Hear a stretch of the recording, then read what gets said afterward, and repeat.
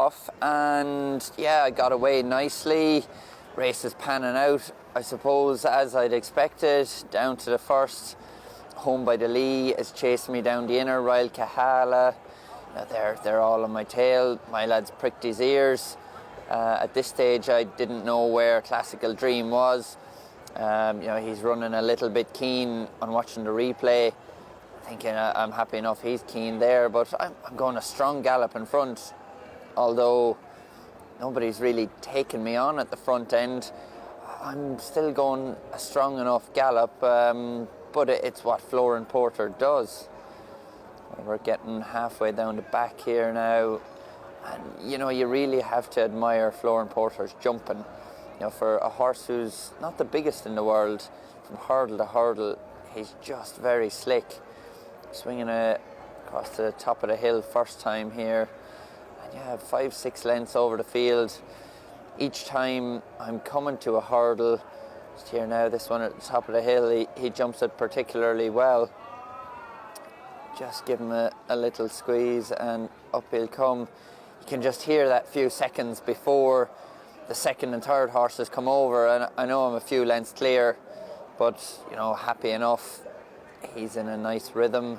You judge it by when the flight makes the noise, that's how you know. Just, when you're in front, without looking around and unbalancing in your horse, you can just listen for a few seconds to see how far they are behind you. It's just a trick I've used on front runners in the past.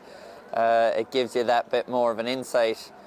Around the bend there, the lads chase up on me a little bit more as we square up to what will be the second last hurdle next time around. I'm still happy enough coming down the hill here. This was looking back through the field, the main ones, the likes of Classical Dream, Champ and Time Hill are all in a line of three upsides. Paisley Park is just running on and off the bridle. He's just struggling to keep up with the strong early pace of the race. Swinging up into the home straight here, and Flooring Porter, he's really enjoying it on the front end. You even see a few of the ones behind me that are maybe holding back a little early. They're just squeezing along to maintain the tempo. So you wouldn't say you were going slowly? You were. I think I was getting it easy in front, but I don't think I was going very slow. We jumped the last with a lap to go there now, and just here I'll ease off the gas as we climb the hill before we swing into the back straight. They get up onto my tail a little bit closer again, and they're probably within a length of me here now. Great to see the crowds in the background again. That makes a bit more exciting viewing than last year, definitely. Is that a bit different coming back in? A little bit different, but so we're swinging down the back now, and they're right on my tail after easing off that little bit as we climb the hill into the back straight. And down the hill to the first, my lad is really starting to lengthen again, and from where they had compacted on the bend, they're starting to stretch out again. Another good jump from Flooring Porter. You can even see Lisnagar Oscar on the outside. He's just starting to squeeze along to maintain the gallop with me. Champ, I suppose he's the one that always catches the eye through the middle part of the race. He travels fairly well.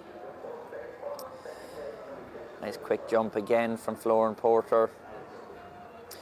Koshari is on their tails. Paisley Park has probably been ridden along for the first time there just to keep him up in a reasonable position. Aidan Coleman is just struggling to hold his ground on the inside of Time Hill. We're getting to the third last hurdle here now. This is probably about 7 furlongs from home. Still have a long way to go here in the Stayers Hurdle. Good jump there was key for me, just so as I could get to the top of the hill, in a nice rhythm. From here, I'm just able to ease off the gas a little bit. I knew I'd gone a strong gallop, and I'm just trying to fill up a little bit of petrol. I knew they were getting onto my tail. Royal Kahala is just on my outside. Champ is right on my tail. Home by the Lee, even though we've steadied up, is starting to struggle a little bit in Paisley Park. He's just barely hanging in there before the race quickens, which can catch him out somewhat. Did you feel like you kind of got away with that, filling him up? Yeah, I got away with it on the day. You know, in the future, they're probably not going to let me get away with it. But you know, even if they do, it wouldn't bother me. I'll just adjust my tactics. You know, down here, where before the running rail ends, you're probably still 2.5, maybe 3 furlongs from home. And from here, I'm just looking up to find my line up the home straight. So obviously, the first time round, you swing left, go out on the second circuit. Second circuit, I just try to get his eye onto the right-hand rail. Last year, he jumped the last and ducked to his right. So I have my whip in my left hand just to be ready for that. But as you know, at Flooring Porter, he'll throw in a curveball, and he jumped the last this year and went left. He got a nice jump at it. Paul missed it a little bit on Classical Dream, which probably flattened his chance. I just straightened him at the back of it. You know, you don't have to pick up the stick on him. He's as honest as they come. Time Hill and Paisley Park are chasing him down hard.